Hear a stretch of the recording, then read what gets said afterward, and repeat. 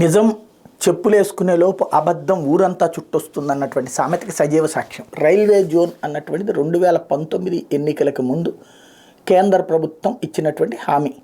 అప్పుడు వెంటనే రాష్ట్ర ప్రభుత్వం 52 ఎకరాలు ఇచ్చింది. ఎవరది ఎప్పుడు ఉంది అధికారంలో? చంద్రబాబు హయాంలో.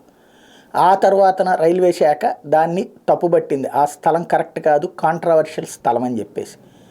దాని మీదన జగన్ సర్కార్ వచ్చాక పట్టించుకోలేదు అన్నటువంటిది ప్రధానమైన ఆరోపణ. అది తప్పే లేదు ఆ మాట అనడంలో కూడా. మొన్ననే వేరే స్థలాన్ని ఇవ్వడానికి రెడీ అవ్వటం ఇదంతా కూడా జరిగింది. అయితే ఆ స్థలం కాదు ఇంకోటేదో అంటూ వివాదాలు నడిచినాయి.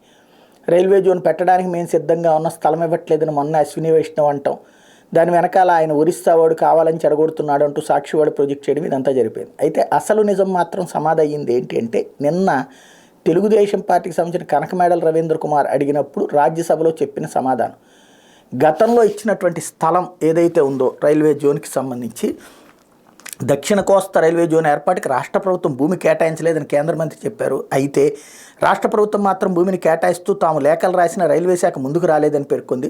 జోన్ ఏర్పాటుకి ఏం అడ్డంకులు ఉన్నాయి అని ప్రశ్నించారు. అందుకు అశ్విని వైష్ణవ్ బదులిస్తూ, రాష్ట్ర ప్రభుత్వం గుర్తించిన 52 ఎకరాల భూమి ఒక చెరువు ట్యాంక్ వాటర్లో బ్యాక్ వాటర్లో ఉంది.